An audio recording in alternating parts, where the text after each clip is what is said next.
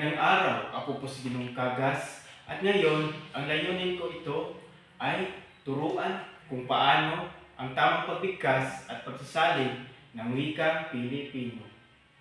Ang una ko pong ituturo ngayong araw ay ang pagbati. Dave, handa ka na ba? Yes.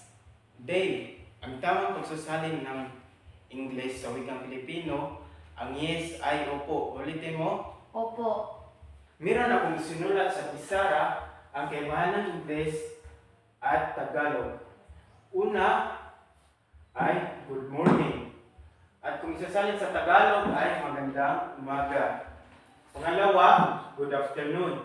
At isasalin naman ito sa Tagalog, magandang hapon. Pangatlo, Good evening. Magandang gabi. pakiulit nga. Magandang gabi. Salamat din. Ang dali mong matuto.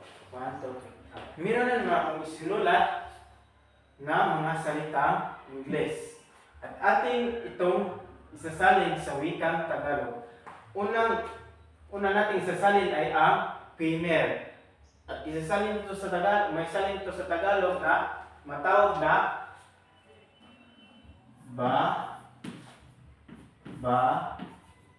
i.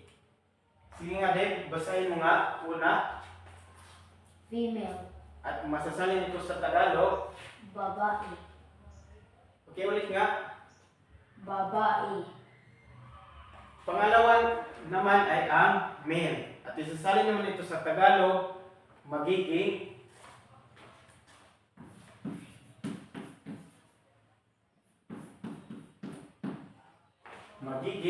lalaki.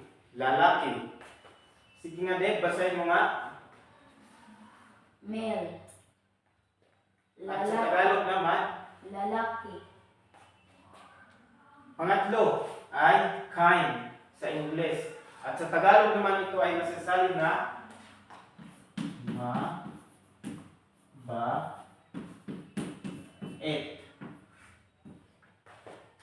Mabait.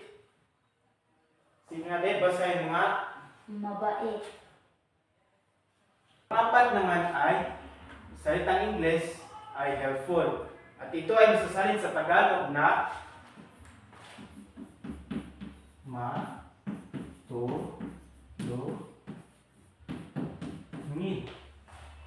matulungin. Sige nga, Dave, basahin mo nga. Helpful. Din sa Tagalog naman, Matulungin. salamat. Ito ay ang mga salitang Ingles at Tagalog. Okay, uli, dumako naman tayo sa pagpakilala ng ating sarili. Sa Ingles, my name is John Gerald Cagas. I'm 18 years old from Cantaob, Sierra-Leones, Bohol. At may sasalin naman ito sa Tagalog na ako si John Gerald Cagas, 18 taong gulang na nakatira sa Cantaob, Sierra-Leones, Bohol. Naintindihan mo, Dave? Yes. Opo.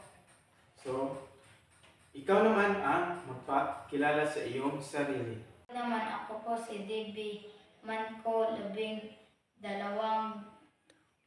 taong gulang, nakatira sa Cantaob, Sierra-Leones, Bohol.